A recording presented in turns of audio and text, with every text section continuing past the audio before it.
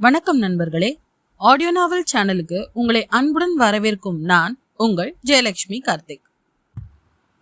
நம்ம சேனல்ல வர வீடியோவை லைக் பண்ணி மறக்காம உங்களோட ஃப்ரெண்ட்ஸுக்கும் ஷேர் பண்ணுங்க. சேனலை சப்ஸ்கிரைப் பண்ணிட்டு பக்கத்துல இருக்க பெல் ஐகானை தட்ட மறந்துடாதீங்க. முடிவா சொல்லு கந்தா, அப்புறம் எனக்கு கோபம் வந்துடும் என்று முகத்தை முழு நீளத்துக்கு தூக்கி கொண்டாள் வஞ்சி. வஞ்சி, நான் சொல்றது உனக்கு ஏன் புள்ள புரியல. இப்பதான் மூப்பர் நம்ம இடம் மாற சொல்லி இருக்காரு. வேலை தலைக்கு மேல கிடக்கு. இதுல நீ வேற இப்படி பேசினா நான் என்ன செய்வேன் என்று தன் காதலிக்கும் வஞ்சியிடம் கோபம் கொள்ள இயலாமல் கொஞ்சலாக உரைத்தான் கந்தன். இன்னும் எத்தனை வருஷத்துக்கு இப்படி மூப்பர் பேச்சை கேட்டு காடு தாண்டாம் வாழ்றது கந்தா? உனக்கு டவுனுக்கு போகணும், அங்க இருக்கிறது போல வாழணும்னு ஆசையே இல்லையா என்று அவன் மார்பில் சாய்ந்து அவன் நெஞ்சில் இருந்த அடர்த்தியான முடிகளுக்குள் விரலால் அவள் விளையாட, அட கையெடுப்புல சங்கடமா இருக்கு என்று அவன் கூச்சத்தில் நெளிந்தான். யோ, நான் தான் தைரியமா ஆம்பளை மாதிரி உன்னை தேடி வந்து காதலிச்சுக்கிட்டு இருக்கேன், நீ பொம்பளை பிள்ளை மாதிரி நெளியிற என்று அவள் கிண்டல் செய்ய, ஏன் புள்ள பேச மாட்ட? நீ வேட்டு வருமவ, உனக்கு தைரியத்துக்கு கேட்கவா வேணும்? நான் அப்படியா தேன் எடுக்கிற பய? உன்னைய என்னோட சேர்த்து பார்த்தா உன்னைய ஒன்றும் செய்ய மாட்டாங்க, என்னையத்தான் புலிக்கு இறையா மாற்றி விட்டுருவாங்க என்று அவள் கைகளை விலக்கி எழுந்தான் கந்தன். நீ பேச்சை எங்கேயோ கொண்டு போற கந்தா, நான் கேட்டதுக்கு பதில் சொல்லு. இந்த முறை ஊரை மாற்றும் போது நம்ம நைஸா நழுவி டவுனுக்கு போயிடலாமா என்று கண்களில் ஆசை மின்ன கேட்டாள் வஞ்சி. இந்தா பிள்ள, நீ ஏதோ விளையாடுறன்னு நினைச்சேன், நீ ஏன் இம்புட்டு ஆவலா கேட்குற? இங்கிட்டு பனிக்காலம் வருது, கிழங்கெல்லாம் விளையாது. மூப்பரு தெற்கு பக்கம் உள்ள சமநலத்துக்கு போகலான்னு சொல்லிட்டாரு. எல்லாரும் ஊருக்குள்ள மூட்டை முடிச்செல்லாம் கட்ட ஆரம்பிச்சாச்சு. நாளைக்கு மறுநாள் ஊரை மாத்திருவோம். எப்படியும் மேற்கு மலை ஏறி அந்த பக்கம் தெற்குல இறங்கவே 2 நாள் ஆகும். இதுல நீ என்னை இழுத்துக்கிட்டு ஓடிட்டா உங்க வேட்டு வர ஆளுங்க முழுக்க வில்லையும் அம்பியும் தூக்கிட்டு வந்துருவாங்க என்று கந்தன் சொல்ல, நீ தான் வேட்டு வருன்னு நடுங்குற. இவங்க என்ன புளியா வேட்டையாடிக்கிட்டு திரியிறானுங்க? முயலும் புறாவும் இவங்க வேட்டையாடுறது தான். என்னைக்காச்சும் ஓட பக்கம் காடை கிடச்சா அடிப்பாங்க. இப்போவெல்லாம் வில்லம்பு வச்சுருந்தா ஃபாரஸ்ட் ஆஃபீஸருங்க பிடிக்கிறாங்கன்னு எல்லாரும் உண்டி வில்லுதான் வச்சுருக்காங்க. இன்னும் பழசை பேசிக்கிட்டு சுத்தாம நாம் இங்கேருந்து நழுவ வழி சொல்லு கந்தா. உனக்கு இந்த காட்டு வாழ்க்கை ரொம்ப பிடிச்சிருச்சு, ஆனால் எனக்கு இந்த காட்டு வாழ்க்கை பிடிக்கவே இல்லை. ஏதோ ஃபாரஸ்ட் ஆளுங்க வந்து போகிறப்ப பொண்ணுங்களை கண்ணாலேயே மேயிறானுங்களேன்னு மூப்பரு டவுனுக்கு ஆள் அனுப்பி சீட்டி துணியில் எல்லாருக்கும் பாவாடையும் லவுக்கையும் வாங்கி தந்திருக்காரு. இல்லாட்டி இன்னும் 7 3 சேலையை செடியில் மாட்டாத மாதிரி கட்டிக்கிட்டு காட்டுக்குள்ளே வாரது இருக்கே என்று அவள் புலம்ப துவங்கினாள். சும்மா வளராத வஞ்சி, நாங்கள் எடுத்த தேனை கொண்டு விற்க போனால் என்னென்ன தகுதத்தம் பண்ணுறானுங்க தெரியுமா டவுன் ஆளுக? எனக்கெல்லாம் டவுனு பிடிக்கவே இல்லை வஞ்சி. நமக்கு காசு இல்லைனாலும் இந்த காடு சோறு போடும். ஆனால் டவுன் ஆளுக அப்படி இல்லை, காசு இல்லைனா பச்சை தண்ணி கூட கிடைக்காது என்று வெறுப்போடு சொன்னவன் யாரோ தூரத்தில் வருவதை, மரத்தில் இருந்த பறவைகள் பறந்து செல்வதை கண்டு உணர்ந்து கொண்டான். ஏ வஞ்சி, யாரோ வராங்க, நீ வேகமா அந்த பக்கம் ஒத்தையடி பாதையில போயிரு, நான் அதோ தெரியிற மரத்துல தேன் எடுத்துட்டு ஊருக்கு வரேன் என்றவளை வேகமாக ஒத்தையடி பாதையில் நகர்த்தி அனுப்பினான். கந்தா, நல்லா யோசி. இதை விட்டா இன்னொரு மாசத்துக்கு நமக்கு ஊரை விட்டு வெளியே வர வாய்ப்பே கிடைக்காது. நீயோ நானும் நினச்சா கூட காட்டை விட்டு போக முடியாது. நல்லா யோசி. ராவில் உன் குடிலுக்கு பின்னாடி இருக்கிற புங்க மரத்துக்கு பின்னாடி காத்திருப்பேன் என்ன என்று அவனை பிரிய முடியாமல் வருத்தத்தோடு விலகிச் சென்றாள் வஞ்சி. கந்தனுக்கு அவள் சொல்வது காதில் விழுந்தாலும் அதை கேட்டு மறுமொழி கூறும் அளவுக்கு பொறுமை இருக்கவில்லை. யாரும் அவர்கள் காதல் செய்வதை கண்டுவிட்டால் தன் நிலை அந்தோ பரிதாபம் என்று அவனுக்கு நன்கு தெரியும் என்பதால் அவள் போவதை உறுதி செய்து கொண்டு தேன்கூட இருந்த மரத்துக்கு பக்கத்தில் நகர இருந்தவன் அப்படியே ஸ்தம்பித்து நின்றான். அங்கே ஒற்றை யானை ஒன்று வேகமாக வந்து கொண்டிருந்தது. அதன் காதுக்கு முன்னால் உள்ள சுரப்பியிலிருந்து மதநீர் வழிவது தூரத்திலிருந்து பார்க்க போதே கந்தனுக்கு தெளிவாய் தெரிய பயத்தில் வேகமாக தேன்கூடியிருக்கும் மரத்தில் வேகமாக ஏறினான். சத்தம் வராமல் அமர்ந்து கொண்டு அது தன்னை கடக்கும் வரை மூச்சு விடாமல் காத்திருந்தான். ஆனால் அவனின் கெட்ட நேரமோ என்னவோ, கோபத்தில் மதம் பிடித்த அந்த ஆண் யானை காணும் மரங்கள் யாவையும் தன் துதிக்கியால் இடித்தபடி ஓடி வந்து கொண்டிருந்தது. மெல்லிய மரங்களின் கிளைகள் முறிந்து விழ, கந்தன் அமர்ந்திருந்த மரம் பெரிய மரம் என்பதால் மரத்துக்கு சேதமில்லை என்றாலும் சரியாக பிடிமானம் இல்லாமல் அமர்ந்திருந்த கந்தனும் அவனுக்கு துணையாக அவன் பார்த்து வைத்திருந்த தேன்கூடும் சேர்ந்தே விழுந்தது. அத்தியாயம் 2. இன்னும் ஒரு வாரத்தில் நான் கேட்ட பொருள் என் கைக்கு வந்து சேரணும் டேனி. என்னோட மார்க்கெட் இன்னும் அந்த நாட்டில் பெருசாக உருவாகலை. ஒருவேளை இந்த ஆர்டரு அதுக்கு அடிக்கல் நாட்டலாம். புரியுதா? நீ இருக்கிற தைரியத்தில் தான் அந்த ஆர்டருக்கு நான் ஓகே சொல்லிட்டேன். எப்படியாவது நான் கேட்டதை கொண்டு வந்துரு என்று தன் முன்னால் அலட்சியமாக அமர்ந்திருந்த டேனியலிடம் சொல்லி கொண்டிருந்தார் முகர்ஜி. நீங்கள் கவலையை விடுங்க ஜி, டேனி இருக்க என்ன கவலை. நீங்கள் கேட்டதெல்லாம் ஒரு அளவா? காரோ இல்லைன்னா காசி மலை பக்கம் போனால் நீங்கள் கேட்டதை விட நிறையவே கிடைக்கும். எல்லா ஃபாரஸ்ட் ஆட்களும் நம்ம பாக்கெட்டுக்குள்ள. உங்களுக்கு தெரியாததா என்று இடி இடி என சிரித்தான். இந்த பெருமை பேச்செல்லாம் எனக்கு வேணாண்டா. நீ பொருள் தான் வேணும். நீ சொன்ன விலைக்கு நான் வாங்கிக்கிறேன். ஆனால் எந்த பிரச்சனை வந்தாலும் என் பேர் வெளியே வரக்கூடாது. என்ன நான் சொல்கிறது புரியுதா என்று முகர்ஜி மிரட்டல் தொனியில் பேச, என்ன ஜி நாம் அப்படியா பழகியிருக்கோம்? பிரச்சனை வந்தால் கை காட்ட எவ்வளோ எதிராளி பயிர்கள் இருக்கானுங்க. அவனுங்க இல்லைன்னு அழுதாலும் நம்ம ஆளுங்க அவங்க வீட்டில் அவனுங்களுக்கே தெரியாமல் பொருளை பதுக்கி வச்சிட மாட்டாங்களா? அதில் அழகாக மாட்டிக்குவானுங்க. அதனால் போலீஸு ஃபாரஸ்ட் டிபார்ட்மெண்ட்டுக்கெலாம் நம்ம பயப்பட தேவையே இல்லை என்று எழுந்தவன், நான் போய் ஃப்ளைட் டிக்கெட் போட்டுட்டு வேண்டிய ஆளுங்களுக்கெல்லாம் தகவல் சொல்லி வைக்கிறேன். அப்போ தான் 2 நாளைக்குள்ளே உங்கள் பொருளை ஏற்பாடு பண்ண முடியும் என்று தன்னுடைய தோள்பையை மாட்டிக்கொண்டான்.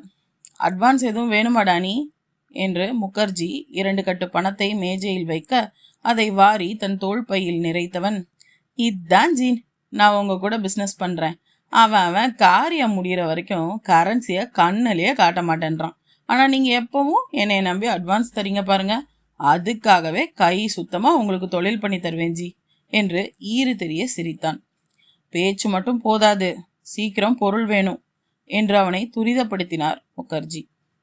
அவன் விடை பெற்றதும், இந்த ஆர்டர் மட்டும் ஓகே ஆச்சுன்னா அந்த நாட்டில் என் பிஸ்னஸ் லெவலே வேற, எப்படியாவது பொருள் வந்து சேரணும் என்று தன் மனதில் நினைத்து கொண்டு தன் இல்லம் நோக்கி புறப்பட்டார் முகர்ஜி. மலையில் உள்ள குடில்களில் ஆங்காங்கே சின்ன சின்ன சிம்னி விளக்குகள் எரிந்து கொண்டிருக்க, மின்மினி பூச்சிகள் பறப்பதால் அந்த இடமே நெருப்பு ஜுவாலையின் நுனியில் இருந்து கிளம்பும் துகள்கள் போல ஜொலித்து கொண்டிருந்தது. ஆனால் தன் அடுப்பில் எதையோ வைத்து அமர்ந்திருந்த வஞ்சியின் முகம் மட்டும் கடுகடுவென இருந்தது. ஏமா, நான் வச்ச கிழங்கு யாருமா எடுத்தது என்று அவள் அன்னையிடம் காய, உன் அண்ணன் தான் எடுத்தான் என்று அவர் கூறி முடிக்கும் முன், தெரியும், எனக்கு நல்லா தெரியும், அவன் தான் எடுத்துட்டு போயிருப்பான். எங்கேயாவது அவன் கூட்டாளி பயலோட சேர்ந்து நான் இன்னைக்கு இடுப்பு நோக பறிச்ச கிழங்க சந்தோஷமா தின்னுட்டு இருப்பான் என்று திட்டியவள், நீயும் தான் சொல்றத கேட்கவே மாட்டேங்கிறம்மா. அப்பா கிட்ட கேளுங்கம்மா, நாம டவுன் பக்கமா போய் வியாபாரம் பண்ணலாம், நல்ல காசு கிடைக்கும் தெரியுமா? நாம மலையை விட்டு இறங்கி ரோட்டோரமா நின்று வித்தா 1/4 காசுக்கு வாங்கிட்டு போய் டவுனுக்குள்ள கொள்ள விலைக்கு விற்கிறானுங்களாம் என்று குற்றம் சொன்ன மகளை முறைத்தார் வஞ்சியின் தாய் அல்லி. நீ சும்மா வாய வச்சுட்டு இருக்க மாட்டியா வஞ்சி? இதுக்கு தான் மலை கூடால அவங்க பள்ளிக்கூடம் கட்டினப்ப உன்னை அனுப்ப வேணான்னு தலபாட அடிச்சுக்கிட்டேன். கேட்டாரா அந்த மனுஷன்? உன்னை போய் 3ஆப்பு வரைக்கும் படிக்க வச்சு இப்படி காட்டுக்கும் மலைக்கும் பகையா மாறி கிடக்குற நீ. அந்த டவுன்ல என்னடி கிடக்குது உனக்கு? காத்து கூட விஷமா தான் இருக்குதான். நம்ம மலையில நாம சுவாசிக்கிற காத்துக்கு ஈடு இணையே இல்லை வஞ்சி. நீ டவுனு புகழ பாடுறதை நிறுத்திட்டு இன்னைக்கு உங்க அண்ணன் காடு அடிச்சுட்டு வந்தான், அதுல குழம்பு வெயி. அப்பா மூப்பரை பார்க்க போயிருக்கிறாரு. நான் உரி சாமானெல்லாம் இன்னைக்கு கட்டினதுனால சமைக்க உட்கார நேரம் இல்லை. அவங்க வர்றதுக்குள்ள அந்த மேல் பானையில இருக்கிற மூங்கில் அரிசி எடுத்து ஆக்கி குழம்பையும் கூட்டு என்று சொல்லிவிட்டு இன்னொரு உரிப்பானையை கீழே இறக்கினார். மலையில் உள்ள வீடுகளில் அட்டம் வைக்க முடியாத இடங்களில் கயிற்றில் உரி செய்து அதில் வரிசையாக பானையை அடுக்கி அதில் பொருட்களை சேமிப்பர். பால், தயிர், வெண்ணெய் மற்றும் அல்லாது திணைகள், கிழங்கு வகைகள், தேன் எல்லாமே உரிப்பானையில் போட்டு வைத்து விடுவர். இடத்தை மாற்றும் மூப்பர் வருடத்திற்கு 2 முறை அதனை அறிவுறுத்துவார். அது மலையில் உள்ள நிலவளம் மற்றும் நீர்வளத்தை சார்ந்தே இருக்கும். இவர்கள் விதைத்து அறுவடை செய்த பூமியில் மீண்டும் அதை செய்வதில்லை. புதிய இடம், புதிய அறுவடை என்று இவர்கள் நிலத்தை பொறுத்து தங்கள் வாழ்வை மாற்றி அமைத்துக் கொள்வர். இம்முறை பனிக்காலம் வருவதால் மூப்பர் அனைவரையும் தெற்கு மலையான சமதள பூமிக்கு மாறச் சொல்லியிருந்தார். அதை சென்றடைய 2 நாட்கள் ஆகும். அதற்கு கிளம்பும் போதே ஒரு நாளுக்கு சமைத்து எடுத்துக்கொண்டு செல்வார்கள். இடையில் ஓய்வெடுக்க அமர்கையில் பெண்டிர் முடிவு செய்து மொத்தமாக கூடி சமைத்து அனைவருக்கும் பங்கு தருவர். அதனால் அனைவரும் பொருட்களை சேர்த்து எடுத்து வைத்து கொண்டிருக்க, வஞ்சிக்கு சமைக்க இப்போது விருப்பமில்லாது போனாலும் தாயில்லா கந்தனுக்கு ஒருவேளை காடை குழம்பில் சாப்பாடு கொடுக்கலாம் என்று எண்ணத்தில் தன் தாய் சொல்லை தட்டாது சமைக்க துவங்கினாள். ஆனாலும் அண்ணனை வசைபாடுவதை அவள் நிறுத்தாமல் செய்து கொண்டிருந்தது. அதை காதில் வாங்கியபடி வந்தனர் அவள் அண்ணனான சொக்கனும் தந்தை கொம்பனும், அவர்கள் ஊரின் மூப்பரும். மூப்பர் என்பவர் அவர்கள் குடியிலேயே பழமையானவர், வயது முதிர்ந்தவர். அவர்களுக்குள் பிரிவு இருக்கும். தேனெடுப்பவர், கிழங்கெடுப்பவர், வேட்டையாடுபவர், விவசாயம் செய்பவர், அதற்கு உபகரணம் செய்பவர் என்று அவர்களுக்குள் தொழில்முறை பிரிவுகள் இருக்கும். இதை அனைத்தையும் கடந்து அவர்களை பிணைப்பவர்தான் மூப்பர். அவர் சொல்லே அந்த மலையின் வேதம். அவர்தான் அவர்களின் மருத்துவர் ஆவார். பச்சிலைகள், மலையின் நிலவளங்கள், மிருக சஞ்சாரங்கள், மனித நடமாட்டங்கள் என்று அனைத்தையும் அறிந்தவர். காலத்துக்கு தக்க இடம் மாறுவதை பழக்கமாகவே அவர் குடிகள் வைத்திருந்தனர். ஏம்புள்ள, நான் ஒன்றும் வேணும்னு நீ 5 கிழங்கு எடுக்கல. நம்ம கந்தன் மரத்துல இருந்து கீழே விழுந்துட்டான். காலில பலமா அடிபட்டு கிடக்கு. இப்பதான் மூப்பரவனுக்கு வைத்தியம் பார்த்துட்டு வராரு. நீயே கேளு. அதனால அவனால நடக்க முடியாதுல்ல, ராவுக்கு கிழங்க வச்சு திங்கட்டும்னு கொண்டு கொடுத்தேன் என்று சொக்கன் சொன்னதும் அவனை கொம்பன் முறைக்க, கண்ணில் வெளிவந்த கண்ணீரை யாருக்கும் தெரியாமல் கரத்தால் மறைத்து ஓலை பக்கமாக திரும்பி கொண்டாள் வஞ்சி. அவன் தேனடுக்கு கூட துப்பில்லாம கீழே விழுந்தா நீ ஏன்டா ஏம்புள்ள பறிச்ச கிழங்க கொண்டே கொடுக்குற என்று மகனிடம் கோபம் கொண்ட அவரை கண்டித்தார் மூப்பர். கொம்பா, நீ பேசுறது சரியில்லை. நாமெல்லாம் ஒரே குடி, தொழில்தான் வேற. அதுக்காக அவனை நீ தாழ்வா பேசுறது கொஞ்சம் கூட நல்லா இல்ல என்று கண்டித்து விட்டு, ஏய் சின்ன குட்டி, இன்னைக்கு மோசமேலா, சீக்கிரம் ஆக்கித்தா, நான் சாப்பிட்டுட்டு தான் என் குடிலுக்கு போவேன் என்று சொன்னவரிடம் முகவாயை இடித்து, ஒரு இடத்துல இருக்க விடாம படுத்துற உமக்கு ஆக்கி போட மாட்டேன் என்று அடுப்புக்கு முன் முக்காலி போட்டு அமர்ந்தாள். ஹஹஹா என்று சிரித்த மூப்பர், நீ இன்னும் என் சின்ன குட்டி தான் என்று சொல்லி சொக்கன் பக்கமாக திரும்பினார். ஏன் சொக்கா, அவன்தான் எவ்வளோ பெரிய மரமா இருந்தாலும் அழகா தேனெடுப்பானே, இன்னைக்கு என்ன வந்துச்சு? வழியில முனைகிட்டே கடந்தானா, பச்சலை வச்சு கட்டவும் அப்படியே தூங்கிட்டான். அவன்கிட்ட ஒன்னும் கேட்க முடியல என்று கந்தனின் காயத்துக்கு காரணம் கேட்டார் மூப்பர். இன்னைக்கு கிழக்கு மலையில அவன் தேனெடுக்க மரத்துல ஏறி இருந்த சமயத்துல ஒரு ஒத்தையான ஒண்ணு மதம் பிடிச்சு வந்து எல்லா மரத்தையும் முட்டிடுச்சான் மூப்பரே. அதுல தடுமாறி விழுந்துட்டானான். போதாத குறைக்கு தேன் கூடும் விழுந்ததுல அவனை தேனி மொச்சிருச்சு. நல்ல வேலைக்கு தேனெடுக்க ஏறினதுனால சாக்கு கட்டி இருந்தானா, அதான் தேனிக்கிட்ட இருந்து கொஞ்சம் பொழைச்சான் என்று அவன் பட்ட அவஸ்தையை சொக்கன் வருத்தமாக உரைக்க, அதை கேட்ட வஞ்சிக்கு கண்ணீர் கொட்ட, மூப்பரோ தலையை நீவியபடி, கிழக்குல யானையா? அது ஒத்த யானையா? வாய்ப்பில்லையே என்று நாடியை வலது கரத்தால் தாங்கினார். ஏதோ சரியில்லை என்று மட்டும் அவருக்கு தோன்ற, அவன் பொய் சொல்லியிருப்பான் மூப்பரே, அவனுங்களை தெரியாதா என்று மீண்டும் அலட்சியமாக பேசிய கொம்பனை முறைத்தார் மூப்பர். அத்தியாயம் 3. மக்களை ஒன்று திரட்டி ஓரிடத்தில் நிறுத்தினார் மூப்பர். வயதானவர்களை இளையவர்கள் ஆள் மாற்றி ஆள் தோளில் சுமந்து வர வேண்டும் என்று கட்டளை பிறப்பித்தார். சிறுவர்களை பெண்களோடு இருக்க அறிவுறுத்தினார். பொருட்கள் யாவையும் ஒரு வண்டியில் வைத்து கைவண்டி இழுத்து கொண்டும் பெண்கள் தலையில் பாரம் சுமந்தும் இடம் மாறும் வரை அதையே கடைபிடிக்க வேண்டும் என்று ஆணையிட்டிருந்தார். இப்படி இம்சப்பட்டுக்கிட்டு இடம் மாறாட்டி என்ன என்று முணுமுணுத்த வஞ்சியிடம் வந்த மூப்பர், உன்னைய மட்டும் இங்கேயே குடில்ல விட்டுட்டு போறேன் சின்ன குட்டி. பனிக்காலம் வருது, நம்ம குச்சிக்கு மீறி உள்ள குளிரும், கிழங்கு எதுவும் விளையாது, பனிக்கு பூவும் பூக்காது, அதனால தேன் எடுத்து தொழில் பார்க்கவும் முடியாது. பனி கடந்ததும் அடமழை காலம் வந்துடும். அப்போ இந்த பக்கம் மலையெல்லாம் அரிப்பெடுத்துக்கும்.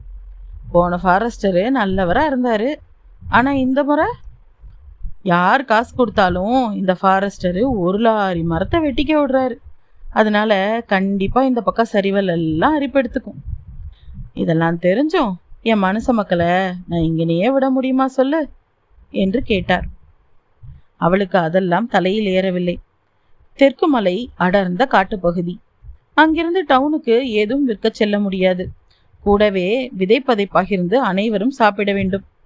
வேலைக்கு அதிகம் ஆண்கள் வெளியே செல்லவில்லை என்றால் அவளால் கந்தனை தனியே காணவும் இயலாது. எல்லாமே முடங்கிவிடும் என்ற கடுப்பில் இருந்தாள். ஆமா மூப்பரே, உமக்கு மட்டும் எல்லாம் முன்னாடியே தெரிஞ்சிடும். என் மனசுல ஆறு இருக்கான்னு ஆராய்ஞ்சு சொல்லுங்களேன் பாப்போம் என்று வாய் துடுக்காக அவள் பேச கடகடவென சிரித்தார் மூப்பர். பொம்பளை மனசு ஆழத்தை அளக்க நான் ஞானி இல்ல தாயி, ஊரை காக்கிற சாதாரண மூத்தவன் என்று கூறி முன்னோக்கி அனைவரையும் நடக்க பணித்தார். மேற்கு மலைப்பக்கம் நடந்து அதை கடந்துதான் தெற்கு மலையின் சமதள பூமியை அடைய முடியும் என்பதால் அடற்காட்டு பயணம் மிகவும் சிரமமாகவே இருக்கும் என்றும் வலியுறுத்தியபடியே நடந்து வந்தார். முன்னால் வலுவான ஆண்கள் 4 கோடாலி மற்றும் அரிவாள் கொண்டு பாதை அமைத்தபடி நடக்க ஊர் மக்கள் அவரை பின்தொடர்ந்தனர். பெண்கள் காய்ந்த சுள்ளிகளை பொறுக்கி அதற்கென்று தனியே இருந்த ஒரு வண்டியில் சேகரித்தபடியே வந்தனர். இடையில் தென்படும் கொடி வகைகளை, மருந்து சாராத கொடிகளை மூப்பர் காட்ட அதனை அறுத்து சுற்றி வைத்து கொண்டனர். தெற்கு மலையில் குடில்கள் அமைக்க அவை தேவை என்பதால் முன் யோசனையோடு மக்கள் செயல்பட்டனர். அப்போது மூங்கில் காடொன்று குறுக்கே வர, இதை வெட்டி பாதை அமைத்து கடக்க முடியாது, இடத்துக்கு தக்க குழுவா இந்த காட்டை கடக்கணும் என்று சொல்லி அவர் முன்னே வழிகாட்ட முதியவர்கள் இறங்கி நடந்து வந்தனர். இளையவர்கள் மூங்கில் அரிசியை தேடி சேகரித்து கொண்டனர். அப்போது தூரத்தில் ஏதோ சத்தம் கேட்க கந்தன் வேகமாக, மூப்பரே மதையான வருது, எல்லாரும் பத்திரமா இருங்க என்று அலறினான். அதற்கு கொம்பன், ஏண்டா உனக்கு புழுக ஒரு அளவே இல்லையா? புணுகு புனை வளர்த்து பிதுக்கி சாப்பிட வேண்டியதானடா, பயந்த பகைய உனக்கு எதுக்கு காட்டுல தேன் எடுக்கிற வேலை என்று கிண்டல் செய்ததும் அவனோ தான் நேசிக்கும் பெண்ணின் தந்தை என்பதால் பதில் பேசாது முன்னேறி மூப்பரை அடைந்திருந்தான். மூப்பரே, முன்தினம் இப்படித்தான் சத்தம் கேட்டுச்சு, அது வருது மூப்பரே என்று அவன் சொன்னதும் மூப்பர் தரையில் காதை பதித்து கவனித்தார். பின்னர் வேகமாக, எல்லாரும் பொருள் எல்லாத்தையும் அப்படியே போட்டுட்டு வந்த பாதையில ஓடுங்க, மூங்கில் காட்டுக்கு முன்னாடி உள்ள மரத்தோட கிளையில எல்லாரும் பத்திரமா ஏறிக்கோங்க, யானை போனதும் மறுபடி போவோம், அது எதை சேதம் பண்ணாலும் நம்ம மறுபடியும் அதை சரி பண்ணிக்கலாம், ஆளுக்கு சேதமானா கஷ்டம், ஓடுங்க ஓடுங்க என்று குரல் கொடுத்தார்.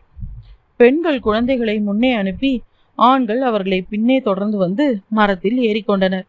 கடைசியாக வந்த மூப்பருக்கு மரம் ஏறும் அளவுக்கு உடவில் வலு இல்லை. மீண்டும் தரையில் காதை பதித்து பார்த்தவர், யானை நெருங்கிருச்சு, அமைதியா இருங்க என்று அங்குள்ள சிறிய மரத்தின் முதல் கிளையில் அமர்ந்து கொண்டார். அவர் கண்களுக்கு யானை புலப்பட ஆரம்பித்தது. அதனிடம் தெரிந்த ஆக்ரோஷம் அவருக்கு வியப்பாக இருந்தது. இத்தனை ஆண்டுகளில் இந்த மலையில் அவர் அப்படியான ஆக்ரோஷம் கொண்ட யானையை பார்த்ததில்லை. யானை கூட்டத்தை எப்போதும் ஒரு பெரிய பெண் யானை வழிநடத்தும். அவை கூட்டமாக வாழ்பவை. அந்த கூட்டத்தின் தலைவனான யானை தான் இது. இந்த காட்டை நன்கறிந்த மூப்பருக்கு இது நன்றாகவே தெரிந்திருந்தது. யானைகள் எப்போதும் பால் உணர்வு தோன்றி இனப்பெருக்கத்திற்கு பெண் யானையை அழைக்கும் போது மதநீர் சுரக்கும், மற்றபடி அதீத கோபத்தினால் சுரக்கும். இந்த யானை கூட்டத்தை விட்டு கோபம் கொள்கிறது என்றால் அதன் கூட்டம் எங்கே? இது தெற்கு மலையில் வசிக்கும் யானைகள் அல்லவா என்று யோசித்த மூப்பர் அதனை இன்னும் உற்று கவனித்தார். அதன் முதுகு பகுதியில் மணலை அள்ளி கொட்டி கொண்டிருந்தது அந்த யானை. கோபத்தில் மரங்களை முட்டியும் மணல் மேட்டில் தன் தந்தத்தால் குத்தி துதிக்கையில் மணலை அள்ளி தன் மீதே போட்டுக்கொள்ளும். புரியாமல் அதை கண்டார் மூப்பர். தன் கூட்டத்தை ஒரு யானை எப்போதும் பிரியாது. உணவுக்கு, உறைவிடத்திற்கு, பெண் யானையின் பிரசவத்திற்கு என்று அதுவும் காலங்களை கணித்து இடம்பெயர்ந்து வாழும். யோசனையோடு அது போன திசையை கணித்தவர் அது தெற்கு மலைக்கு சுற்றி செல்லும் பாதை என்பதை உணர்ந்து கொண்டார். மரத்திலிருந்து இறங்கியவர், கந்தா இங்க வா, நீ எங்க இதை முதல்ல பார்த்த என்று அவசரமாக வினவினார். கிழக்கு மலைப்பக்கம் மூப்பரே என்று தடுமாறினான். கந்தா உண்மையை சொல்லு என்று கர்ஜித்தார். அது அது நம்ம வடுக்கு மலைக்கு பின்னாடி மூப்பரே. அங்க 2 தேன்கூடு இருந்துச்சு. நீங்க அந்த பக்கம் போக வேணாம்னு சொல்லி வச்சதுனால நான் தான் மாத்தி கிழக்கு மலைன்னு சொன்னேன் மூப்பரே என்று தந்தி அடித்தான். ஏண்டா கூறு கிட்டவனே, நான் வேணும்னு ஒரு இடத்துக்கு போகாதீங்கன்னு சொன்னா ஏன் அப்படி சொல் பேச்சு கேட்காம போறீங்க? நம்ம வடக்கு மலைக்கு பின்னால ஆள் நடமாட்டா இருக்குடா. ஃபாரஸ்டரு யாரையோ தினமும் கூட்டிக்கிட்டு வராரு. அங்க நம்ம ஆளுங்க கண்ணுல பட்டா நம்ம பொண்டு பிள்ளைங்களுக்கு ஆகாதுன்னு தானடா வேணான்னு சொல்றேன். அது ஏண்டா நல்லது மட்டும் உங்க செவிக்கு எட்டுறதே இல்ல என்று கோபமும் வருத்தமும் கலந்து பேசியவர், மூங்கில் காட்டை தாண்டினதும் தற்காலிகமா தங்க குச்சி கட்டுங்க. வடக்கு பக்கம் யாரோ ஏதோ செய்யறாங்க. அதான் யானைக்கு மதம் பிடிச்சு கிடக்கு. அதோட கூட்டத்தை தேடுது என்று சொன்னவர் கண்களில் கண்ணீர் வழிந்தது. அதை கண்ட வஞ்சி, மூப்பரே, இங்க அழுத நான் பார்த்ததே இல்லையே, என்ன ஆச்சுன்னு இப்ப அழுகிறீங்க என்று வேகமாக அவர் அருகில் வர, நானும் அதுவும் வேற இல்ல தாயி. அது என் கூட்டத்தை தொலைச்சிட்டு தேடையில என் நெஞ்செல்லாம் வெடிக்குது தாயி என்று அழுதவரை சமாதானம் செய்து மூங்கில் காட்டை கடந்தனர் அம்மக்கள். என்னடா நீ, நான் சொல்லி 3 நாள் ஆச்சு, இன்னும் நீ எனக்கு பொருளை பத்தி எந்த தகவலும் சொல்லலையே என்று முகர்ஜி போன் செய்து கேட்க, என்னால காசி மலைக்கு போக முடியல ஜி. அதான் தமிழ்நாட்டிலேயே உங்களுக்கு பொருள் தேடி ரெடி பண்ணிக்கிட்டு இருக்கேன். மேற்கு தொடர்ச்சி மலையில உங்களுக்கு தேவையான சாமான் இருக்கு, இன்னும் 2 நாளைக்குள்ள உங்ககிட்ட ஒப்படைக்கிறேன் என்று சொன்னதும் கோபம் கொண்ட முகர்ஜி, டேனி, என்ன செய்வியோ எனக்கு தெரியாது, நான் கேட்டது எனக்கு கிடைக்கணும். இன்னும் கூட பணம் வேணுமா, வாங்கிக்கோ. பொருள் நேரத்துக்கு என் கைக்கு கிடைச்சே ஆகணும் என்று சினம் கொண்டார். கையில பொருள் கிடைச்சிச்சுன்னு நினைச்சுக்கங்க ஜி என்று சிரித்தான் டேனி.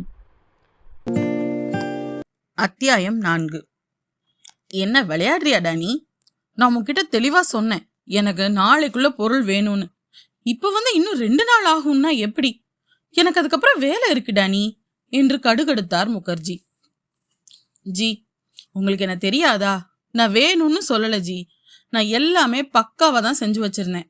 எப்படியோ மிஸ் ஆயிடுச்சு ஜி. இன்னும் ஒரே 1 நாள் கூட கொஞ்சம் டைம் கொடுங்க ஜி, கண்டிப்பா பிரச்சனை எல்லாம் பண்ணித்தரேன் என்று பொறுமையாக பதிலளித்தான். உனக்கு என்ன டேனி, நீ ஈஸியா 1 நாள்னு சொல்லிடுவ. ஆனா கிளைண்ட் அப்படி இல்ல. அவனோட ஒய்ஃப் பிறந்த நாளைக்கு கிஃப்டா கொடுக்கறதுக்காக கேட்டிருக்கான்.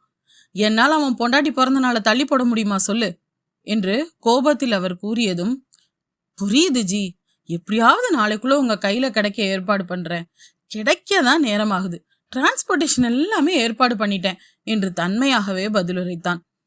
சரிடானி, பாரு, நாளைக்கு ராத்திரிக்குள்ள என் கையில கிடைக்கலன்னா நான் இனிமே அந்த நாட்டுல எந்த கிளைண்ட் கூடவும் பேச முடியாது. இவன் என்ன பிளாக் லிஸ்ட் பண்ணிடுவான். உனக்கே தெரியும், நம்ம தொழில்ல ஒரு கிளைண்ட் நம்மளை பத்தி தப்பா டார்க் நெட்ல பிளாக் லிஸ்ட் பண்ணிட்டா வேற ஒருத்தனும் நம்மளை நம்பி தொழில் தர மாட்டான். உன்னை நம்பிதான் நான் பேக்கப்புக்கு கூட ஏற்பாடு பண்ணல என்று தன் கவலையை வெளியிட்டார் முகர்ஜி. சாரி ஜி, நான் ஃபாரஸ்ட் ஆஃபீஸர் எல்லாரையும் கைக்குள்ள போட்டுட்டு பொருள் நம்ம கைக்கு வர நிலைமையில நானே எதிர்பார்க்காம தப்பு நடந்து போச்சு. அதோட கூட்டம் என்ன சுத்திடுச்சு. நான் அதுங்க கிட்ட இருந்து தப்பிச்சு வெளியே வர்றதுக்குள்ள அதை தவற விட்டுட்டேன். தேடிட்டு இருக்கேன் ஜி என்று அவன் நிலையை விளக்கினான். அது ஒண்ணுதான் இருக்காடா நீ, வேற இடத்துல முடியாதா என்று கடைசி நம்பிக்கையில் அவர் கேள்வி எழுப்ப, இல்ல ஜி, புதுசா ஏதோ கிருமி பரவுதான், எல்லாரையும் முடக்க ஆரம்பிக்கிறாங்க கவர்மெண்ட். அதுக்குள்ள இதை முடிச்சுட்டு நான் வெளியில வரணும்னு நினைச்சிட்டு இருந்தேன். ஏற்கனவே ஏர்போர்ட்ல அந்த வைரஸ்க்கு டெஸ்ட் பண்றாங்கிறதுனாலதான் அதிக கெடுபிடியா இருக்குன்னு நான் வெளியில கூட போகாம மேற்கு தொடர்ச்சி மலைக்கு வந்தேன். வர 28ஆம் தேதி பொது முடக்கம் அறிவிச்சிருவாங்கன்னு சென்ட்ரல் கவர்மெண்ட்ல இருக்கிற என் ஃப்ரெண்டு சொன்னான் என்று டேனி கூறியதும், பொருள் சேர்ந்துட்டா அடுத்த 2 நாள்ல கப்பல் ஏத்திடலாம், கப்பல் 3 நாள்ல போய் சேர்ந்துடும் என்று யோசனையில் ஆழ்ந்தவர், டேனி, எப்படியாவது நாளைக்கு பொருள் என் கைக்கு வரணும். பணம் வேணா சொல்லு, ஆளை வச்சு கூட கொடுத்து விடுறேன், சீக்கிரம் வேலையை முடி என்று முடிவாய் சொன்ன முகர்ஜி பட்டென்று இணைப்பை துண்டித்தார். ஒரு பெருமூச்சோடு தன் இருக்கையில் அமர்ந்தான் டேனி. அவன் வந்த நாளில் அந்த யானை கூட்டம் இருந்தது வடக்கு மலைக்கு பின்னால். அதனால் வன இலாக்கா அதிகாரிகளோடு சேர்ந்து அங்கே முகாம் அமைத்தான். அதற்குள் அங்கிருந்த பழங்குடி மக்கள் இடம்பெயர்வதாக இலாக்கா அதிகாரிகள் தெரிவித்து, ஆனால் அதிர்ஷ்டவசமாக அன்றே நீர்நிலைக்கு 17 யானைகள் சேர்ந்த கூட்டம் ஒன்று வந்தது. அதில் பெரும்பாலும் பெண் யானைகளும் யானை கன்றுகளும் இருக்க மிகப்பெரிய தந்தம் கொண்ட ஒரே ஒரு யானை மட்டும் இருந்தது. இலாக்கா அதிகாரி அவனிடம், பெரும்பாலும் ஆண் யானை கூட்டத்தோடு பயணிப்பதில்லை, அதன் இணையை சேர்ந்த பின் பிரிந்து சென்றுவிடும். ஆனால் இம்முறை ஏதோ காரணத்திற்காக இந்த யானை கூட்டத்தில் ஒரு ஆண் யானை இருக்கிறது என்று சொன்னதும் அது தனக்காகத்தான் என்று நினைத்தான் டேனி. அவன் விரும்பி வந்தது தந்தங்களுக்காக.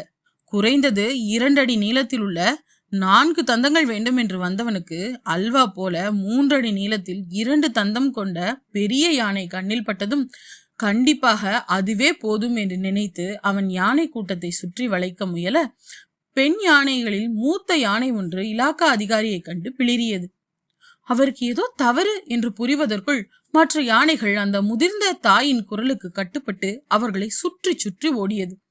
அப்போது யானை எதிர் திசையில் ஓட ஆரம்பித்தது.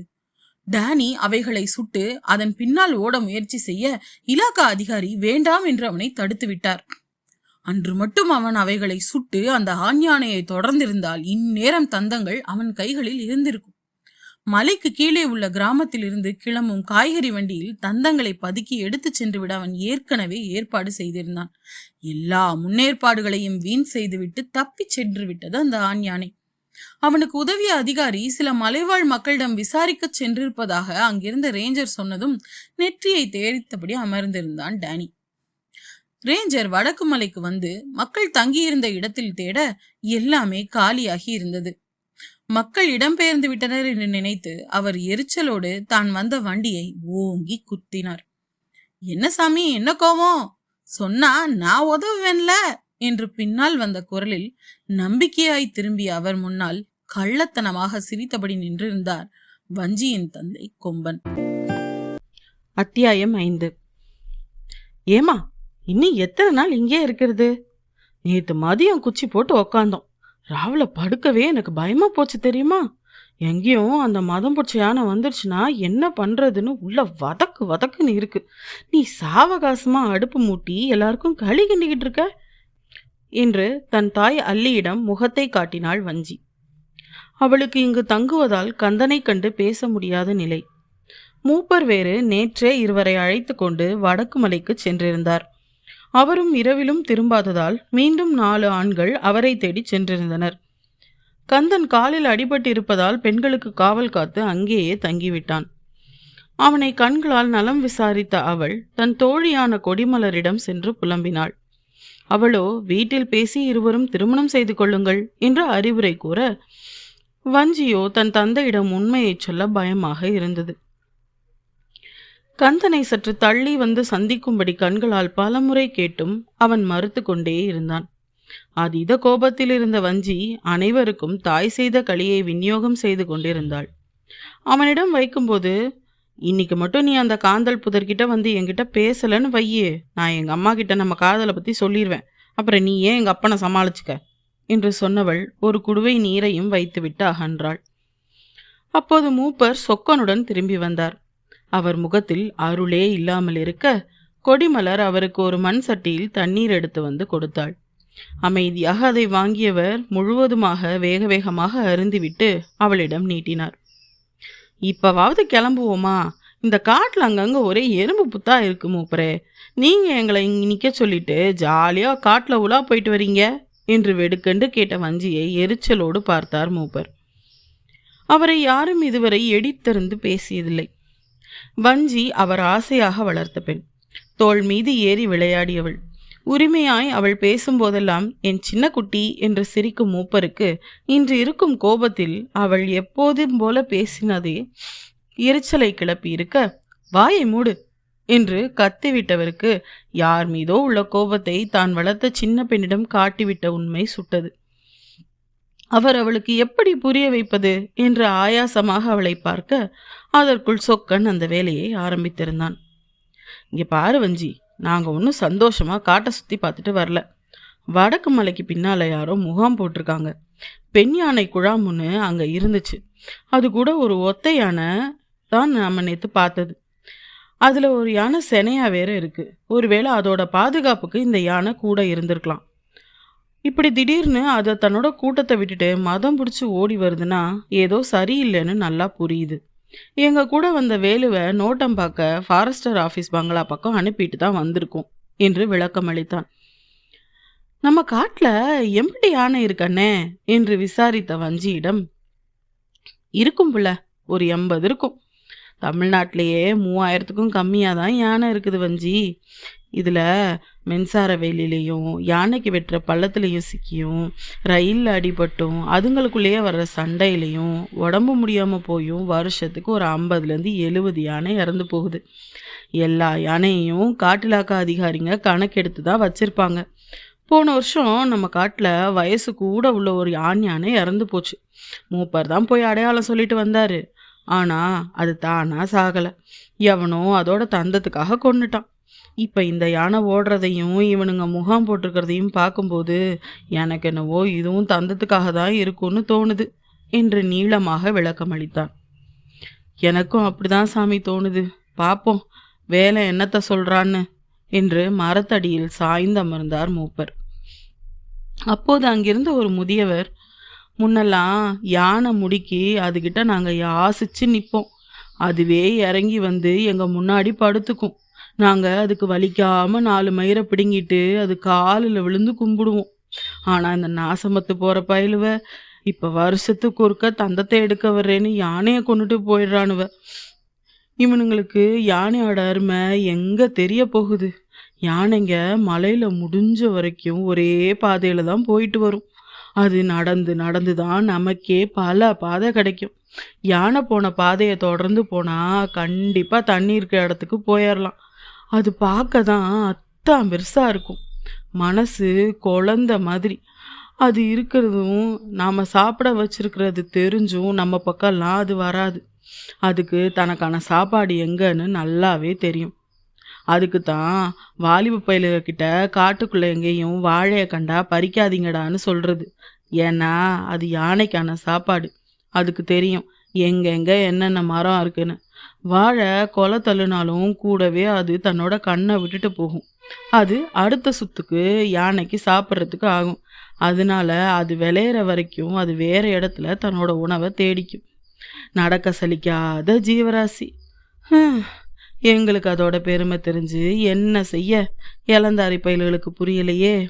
ஆனால் ஒன்றுடா, அதுக்கு இருக்கிற ஞாபக சக்திக்கு எவன் என்ன செஞ்சாலும் அது மறக்காது.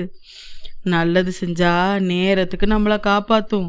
கெட்டது செஞ்சா அதுக்கு என்ன பலன் இருக்கோ அதை அனுபவிச்சே ஆகணும்டா என்று சொன்ன அவரும் மூப்பர் அருகில் வந்து அமர்ந்து கொண்டார். சற்று நேரத்தில் அங்கே வந்த வேலு, மூப்பரே, நீங்கள் சந்தேகப்பட்டது சரிதான். அங்கே வேலை செய்கிற பக்கத்து டவுன் மாயாண்டிக்கிட்ட மெல்லமாக விசாரித்ததில் அந்த ஆளுங்க பெரிய அருவ மிஷினெல்லாம் கொண்டு வந்திருக்காங்களாம். யானை பிடிக்க குழி வெட்டினா கஷ்டம்னு பேசிக்கிட்டாங்களாம். இவங்கிட்ட இந்த விஷயத்த வாங்கிறதுக்கே 2 தடவை காட்டை சுற்றி வரையாட்டு பாலை பீச்சி கொடுத்துருக்கேன். பாவம் இன்னைக்கு அதோட குட்டி பசியில் கிடக்கும் என்று வருத்தத்தோடு கூறினான். அப்போ இவனுங்க யானைக்கு தான் வந்திருக்கானுங்க. எலே, எல்லா இளந்தாரி பயிலும் கிளம்பு. ஆளுக்கு 2 ஈட்டி, உண்டு வில்லு, கூரா, கத்தி எல்லாமே எடுத்துக்க.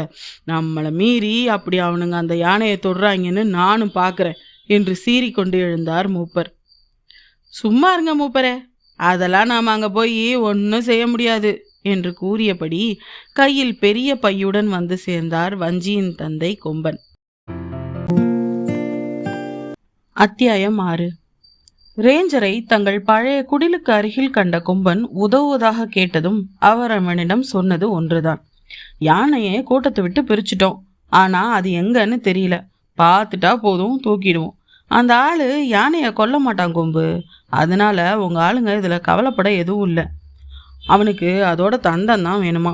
உனக்கு நினைவு இருக்கா, இந்த யானை தானே உன் கூட பிறந்தவனை தந்தத்தால குத்துச்சு என்று கேட்டதும், மாடனை என்னால் மறக்கவே முடியாது. எங்கூட அவன் வேட்டைக்கு வந்தப்போ தெரியாமல் அவன் விட்ட அம்பு சின்ன யானை மேலே பட்டுருச்சு. இத்தனைக்கும் காயம் கூட பெருசாக இல்லை அந்த குட்டிக்கு. ஆனால் அந்த யானைக்கு தான் அவன் வேகமாக வந்து தந்தத்தில் குத்தி தூக்கிருச்சு. குடல் வெளியில் வந்து என் கண்ணு முன்னாலேயே செத்தான் என் தம்பி மாடன். எனக்கு அந்த யானை மேலே பகை இருக்குது. அதனால தான் நீங்கள் அதை பிடிக்க முயற்சி செய்கிறது தெரிஞ்சும் எங்கள் மூப்பருக்கு தெரியாமல் அதை மறைச்சேன். இப்போ அது தெற்கு மலைக்கு பக்கம் போயிருக்கு. அது சுத்துப்பாதையில போகுது. நீங்க குறுக்க போனீங்கன்னா முன்னாடியே போய் அதை பிடிச்சிடலாம். அப்புறம் நீங்க சொன்னது போல தந்தத்தை மட்டும்தானே எடுப்பீங்க, உசுருக்கு ஆபத்து இல்லையே என்று மனம் கேளாமல் மறுமுறை கேட்டு வைத்தான். நிஜமாதான் கொம்பு. அதுக்கு மயக்க மருந்து கொடுத்து மெஷின் வச்சு தந்தத்தை மட்டும் அறுத்துட்டு விட்டுருவாங்க. அது வாயில வீணா இருந்து உங்கள மாதிரி ஆளுங்கள சாகறதுக்கு அது காரணமா இருக்கிறதுக்கு அது யாருக்கோ உபயோகமா இருக்கட்டுமே என்று நல்லவன் போல பேசினார் அந்த ஆள். சரி, நான் உங்களுக்கு குறுக்கு பாதையை காட்டுறேன். திமிரு பிடிச்ச அந்த யானைக்கு அந்த தந்தம் போனா எனக்கு சந்தோஷம்தான் என்று வழியை கொம்பன் கூற, கேட்டுக்கொண்ட ரேஞ்சர் அவன் உதவியதற்காக ஒரு பை நிறைய தானியங்களை வாங்கி கொடுத்தார். அதுவும் ஒரு வகையில் லஞ்சம்தான். அந்த மக்கள் அதை கண்டும் காணாமல் இருக்க, நாளை உண்மை வெளியே வந்தாலும் அவர்கள் கோபம் கொண்டாலும் உங்களுக்கும் பங்கு கொடுத்தேன் என்று வாயடைக்கத்தான் இந்த முன் யோசனையாக அவர் வாரி வழங்கிய உணவுப் பொருட்கள். அதன் பின்புலம் தெரியாமல் வாங்கி கொண்டு தற்காலிகமாக தங்கியிருக்கும் இடத்திற்கு வந்த கொம்பன் மூப்பரிட்ட கட்டளையை கேட்டு நாம போய் அங்க ஒன்றும் செய்ய முடியாது என்று சொல்லி பையை அல்லியிடம் கொடுத்தார். என்ன கொம்பா உளறிக்கிட்டு இருக்க? ஓ, உனக்கு அந்த யானை மேலே பகை இருக்குல்ல, அதான் அதை காப்பாற்ற விட மாட்டேங்கிற என்று கோபம் கொண்ட மூப்பரிடம், எனக்கு என்ன மூப்பரை பகை? அப்படி பார்த்தா என் தம்பி சாகும்போது அதே மரத்தில் தேன் எடுத்துக்கிட்டு இருந்த இந்த கந்தனோட அப்பன் மலையனுக்கும் அவன் மேலேயும் எனக்கு பகை இருந்திருக்கணுமே. இன்னைக்கு வரைக்கும் கோபத்தோட அவங்கிட்டையும் பேசாமல் இருக்கனே தவிர அவங்கள பகை கொண்டு அழிக்க நினைக்கலையே என்று கட்டாந்தரையில் அமர்ந்தான் கொம்பன். மாடன் சாவுக்கும் மலையனுக்கும் என்ன தொடர்பு என்று கேட்ட மூப்பரை பார்த்து சிரித்தவன், பாருங்க, என் தம்பி சாவுக்கு காரணமானவனை பற்றி கூட சொல்லாமல் இருக்கிற என்னை போய் நீங்கள் பகை பாராட்டுறவன்னு சொல்கிறீங்க என்றதும் அவ்வளவு நேரம் அமைதியாக இருந்த மலையன் பேச முன்வந்தார். இவங்க அப்போ வில்லில் அம்பு விட்டு பறவையை பிடிச்சிட்டு இருந்த சமயம் நான் மரத்தில் தேன் எடுக்க ஏறி இருந்தேன். திடீர்னு கூடு கலைஞ்சு தேனி இவங்களை கடிக்க மாடம் குறி தவறி சின்ன யானையை குத்திட்டான். பறவைக்குள்ள அம்பு தான், பெரிய காயம் எதுவும் அதுக்கு ஆகலை. ஆனால் அந்த யானைக்கு ஏனோ அவ்வளோ கோவம். அது மாடனை தந்தத்தால் தூக்கிருச்சு. இதில் என் தப்பு எதுவும் இல்லைங்க மூப்பரே. தேனெடுக்க ஏறினே ஒழிய நான் கூட்ட கலைக்கலை. ஆள் நடமாட்டம் உணர்ந்து அதுவே தான் கலைஞ்சு போச்சு என்று விளக்கம் கொடுத்தார். வஞ்சிக்கு தன் காதலை தந்தை எதிர்க்க இப்படி ஒரு பெருங்காரணம் இருக்கும் என்று தெரிந்ததும் கந்தனை கண்டு கண்ணீர் வடித்தாள். அவளுக்கு இனி வீட்டில் பேசி எப்படி சம்மதம் வாங்கி தங்கள் திருமணம் நடைபெறும் என்ற நம்பிக்கையே இல்லை. ஆனால் இது தெரியாத கொடிமலர் ஏற்கனவே அல்லியிடம் வஞ்சி கந்தனை காதலிப்பதை இலைமறை காயாக கூறியிருந்தாள். உங்க மகா சரியா சாப்பிடலன்னு புலம்பாம அவளுக்கு பிடிச்ச தேனை கொடுங்க, ஒரு சட்டி சாப்பாடும் உள்ள போகும். தேனு மேல அவளுக்கு அம்புட்டு பிரியம் என்று அவள் கந்தனை பார்த்து ஏற்கனவே அல்லியிடம் கூறிவிட்டிருக்க, அல்லிக்கும் தன் கணவரின் கோபம் தெரிந்ததும் தன் மகளை எப்படி கரை சேர்ப்பது என்று புரியவில்லை. அவர்களெல்லாம் காதலுக்கு எதிரிகள் அல்ல. வெளியே பெண் கொடுத்து எடுக்கும் பழக்கமும் கிடையாது. அதனால் எப்படியும் கணவரை சம்மதிக்க வைக்க நினைத்திருந்த அல்லிக்கும் மகள் வாழ்வை நினைத்து பயம் சூழ்ந்தது. இந்த பழைய பகையெல்லாம் கடக்கட்டும் கொம்பா, முதல்ல யானையை காப்பாற்றுவோம், அவனுங்க கொன்னுடுவானுங்கயா என்று புலம்பிய ஒரு முதியவரிடம் கொம்பன் சர்வசாதாரணமாக, அதெல்லாம் உசுருக்கு ஆபத்து இல்லாமல் வெறும் தந்தத்தை மட்டும் அறுக்க மிஷின் கொண்டு வந்திருக்காங்க என்று சொன்னவரை கொடூரமாக முறைத்தனர் பெரியவர்கள். ஆளு வளர்ந்துருக்கியே தவிர மண்டையில் உனக்கு ஒன்றுமே இல்லை கொம்பா. யானையோட தந்தம் அதோட கடவாப்பல் நீண்டு வளர்றது தான். பெண் யானைக்கு தந்தம் இருக்காது, ஆண் யானைக்கு மட்டும்தான் இருக்கும். அந்த தந்தம் நம்ம பல்லு வேறு மாதிரி கிடையாது. அதோட பல்லு அதோட மண்டை ஓட்டோட சேர்ந்துருக்கும். தந்தத்தை மட்டும் யானைக்கிட்டேருந்து எடுக்க முடியாது. அதோட வாயை பிளந்து ஈருக்கு மேலே தான் வெட்டி எடுப்பானுங்க. அது செத்து தான் போகும். யானையா தன் தந்தத்தை உதுத்தாதான் உண்டு. அப்பதான் யானை உசுரோட இருக்கும். ஆனால் அது அவ்வளோ சுலபம் இல்லை. அது எப்படி கடுசா உதுக்கவும் செய்யாது. இப்போ சொல்லு, அந்த யானைக்கு இப்போ ஆபத்தா இல்லையா? அதை காப்பாற்றணுமா வேணாமா? இன்னைக்கு யானைக்கு பல்லு இருக்கு, அதுக்கு விலை இருக்குன்னு வரானுங்க. நாம் கண்டுக்காமல் விட்டுட்டா நாளைக்கு மனுஷ உடம்புக்குள்ளே இருக்கிற சாமானுக்கு ஒரு விலை வரும். அதை எடுக்க மலைக்காட்டுக்குள்ளே இருக்கிற நம்மளையும் கொல்ல மாட்டானுங்கன்னு என்ன நிச்சயம்? சொல்லு கொம்பா என்றவர் சீறினார். அத்தியாயம் 7. தான் செய்த தவறு கொம்பனுக்கு உரைக்க, வாங்க மூப்பரை போவோம், அது தெற்கு மலைக்கு போகுதுன்னு அவங்களுக்கு குறுக்கு பாதையை காட்டி விட்டுட்டேன். இப்போ நாம் அதை விட வெரசா போகணும் என்று சொன்னதும் வஞ்சிக்கு தன் தந்தை மீது கோபம் வந்தது. எப்பா, நீயா அப்பா இப்படி? இத்தனை நாளும் நீ கந்தனை திட்டும்போது ஏதோ நமக்குள்ள இருக்கிற பிரிவை வச்சு நீ தள்ளி நிறுத்தி இருக்கேன்னு நினைச்சேன். ஆனா உன் தம்பி சாவுக்கு எந்தவித காரணமும் இல்லாத ஒருத்தரை மட்டும் இல்லாம அவங்க குடும்பத்து மேலேயே பகைமை காட்டி இருக்கியப்பா. எனக்கு சங்கடமா இருக்கு என்று சொல்லி தள்ளி நின்று கொண்டாள். அப்போது வேகமாக விந்தி நடந்து வந்த கந்தன், ஏமாமா, நீங்க மேற்கு மலை சரிவுல போய் ஏறுனா வர்ற குறுக்கு பாதையை தானே அவங்களுக்கு காட்டியிருப்பீங்க என்று கேட்டதும் ஆம் என்று தலையசைத்தார் கொம்பன். நாம இந்த மூங்கில் காட்டுக்கு வெளியே தானே இருக்கோம். இதுக்கு கிழக்குல போனா சின்ன ஓடை ஒன்று வரும். அதோட கரையிலேயே போனோம்னா தெற்கு மலையோட வாசலுக்கு போயிடலாம். அப்புறம் சரசரன நம்ம வெரசா மலை ஏறினா எல்லாருக்கும் முன்னுக்கு அங்க போயிடலாம். அவனுங்க வந்து அதை பிடிக்கிறதுக்கு ஏற்பாடு பண்றதுக்குள்ள நாம எப்படியாச்சும் தடுத்துடலாம் என்று கூறினான். உனக்கு இந்த பாதை எப்படி தெரியும் கந்தா என்று கேட்டார் மூப்பர். நான் தேனெடுக்க ஒரு தரம் போயிட்டு வழி தவறிட்டேன் மூப்பரே. அப்பதான் அந்த ஓடையை பிடிச்சு தெற்கு மலைக்கு வந்தேன். அப்புறம் நமக்கு தெரிஞ்ச பாதையில நம்ம குடிலுக்கு வந்து சேர்ந்தேன். இந்த வழியிலையும் நிறைய தேன்கூடு இருக்க அப்பப்ப அங்கேயும் நான் தேனெடுக்க போவேன் மூப்பரே என்று கூறினான். நின்னா காலம் போயிரும், வாங்க போவோம் என்று ஆண்களை அவன் அவசரப்படுத்த வஞ்சி அவளும் ஒரு ஈட்டியோடு அவர்கள் முன்னே வந்து நின்றாள். அது நம்ம மலைக்கு சொந்தமான யானை. அதை எதுவும் செய்ய நாம விடக்கூடாது. ஆம்பளைங்க மட்டும் போனா பத்தாது, எல்லாரும் போவோம். நம்ம பொருளுங்க பூரா இங்க இருக்கட்டும். முடியாத ஆளுங்க இருந்து அதை காவல் காத்துட்டு இருக்கட்டும். எல்லாரும் போனாதான் அவங்க எவ்வளோ பேர் இருந்தாலும் அதை சமாளிக்க முடியும் என்று கூறியதும் கொடிமலர், அல்லி என்று பெண்கள் பலரும் ஆமோதித்து ஆளுக்கு கையில் கிடைத்த ஆயுதத்துடன் கந்தன் வழிகாட்ட அந்த மலைவாழ் மக்கள் யானையை காக்க புறப்பட்டனர். முகர்ஜி கோபத்தின் உச்சியில் இருந்தார். ஒரு பெரிய பணக்காரர் தன் மனைவிக்கு தந்தத்தால் ஆன சீப்பையும் அவளுக்கு சில அணிமணிகளையும் பரிசளிக்க கேட்டிருக்க, தந்தத்தால் ஆன பொருட்கள் விற்பனைக்கு தடை செய்யப்பட்டிருப்பதால் டார்க்நெட் மூலமாக வியாபாரியான முகர்ஜியை அணுகியிருந்தார்.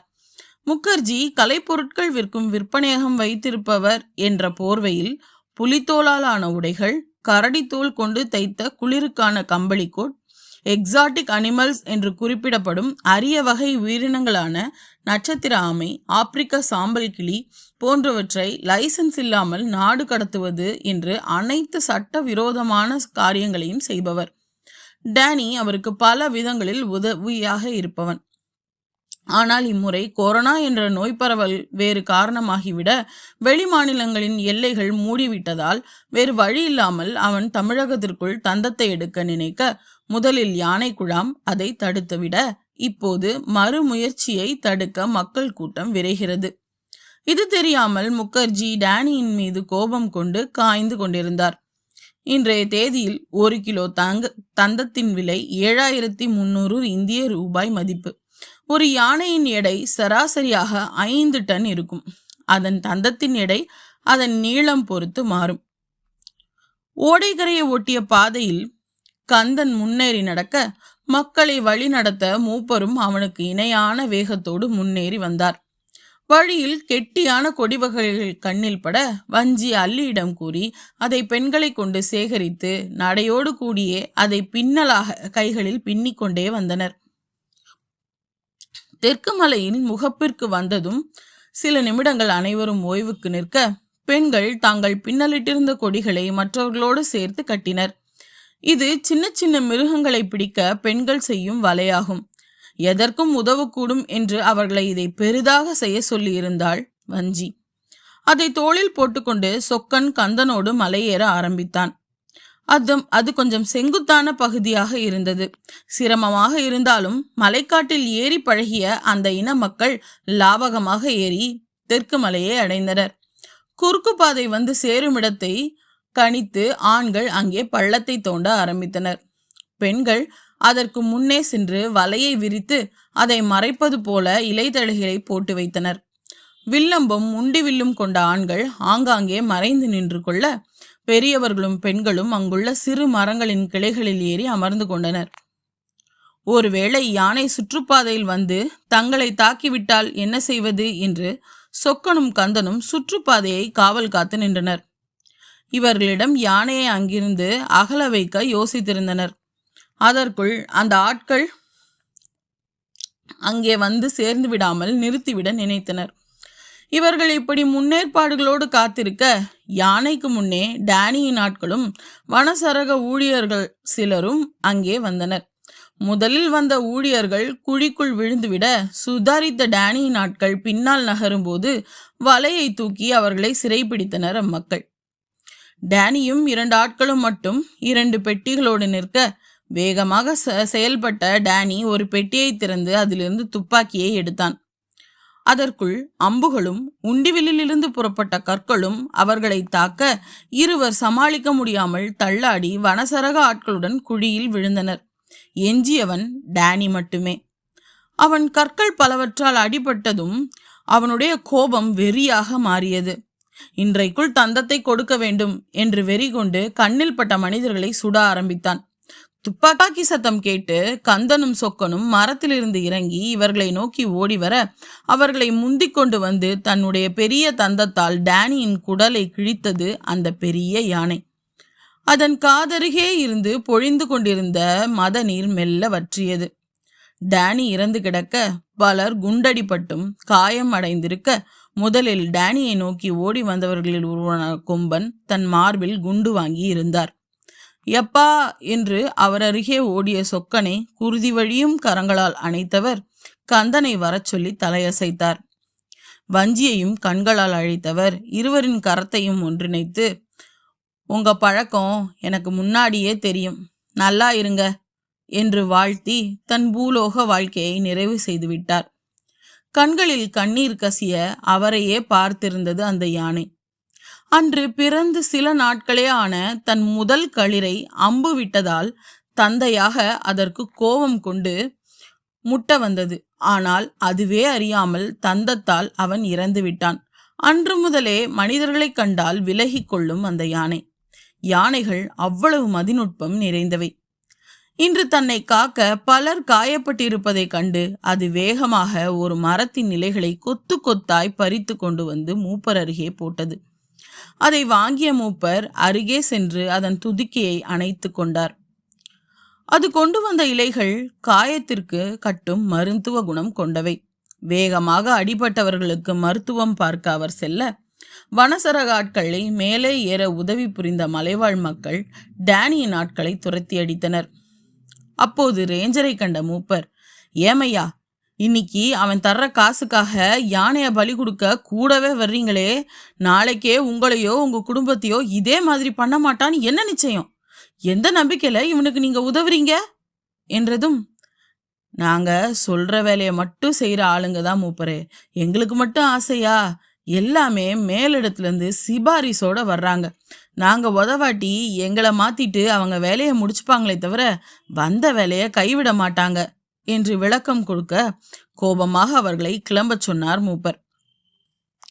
அவர்கள் கிளம்ப எத்தனிக்கையில், நில்லுங்க, நான் டவுனு தான் நல்லா இருக்கும், நல்ல வாழ்க்கை வாழலாம்னு நினைச்சேன். ஆனா எல்லாம் கொலகார பயல்களா இருக்கீங்க. இனி இந்த மலை தான் எங்களுக்கு எல்லாமே. யாராவது மரத்தை வெட்டுறேன், யானையை கொல்றேன்னு வந்தீங்க, உசுரோட உங்க குடும்பத்தை பார்க்க திரும்பி போக மாட்டீங்க. யாராவது உங்களை செய்ய சொல்லி கட்டாயப்படுத்தினா முன்ன கூட்டி எங்களுக்கு தகவல் சொல்லிடணும்.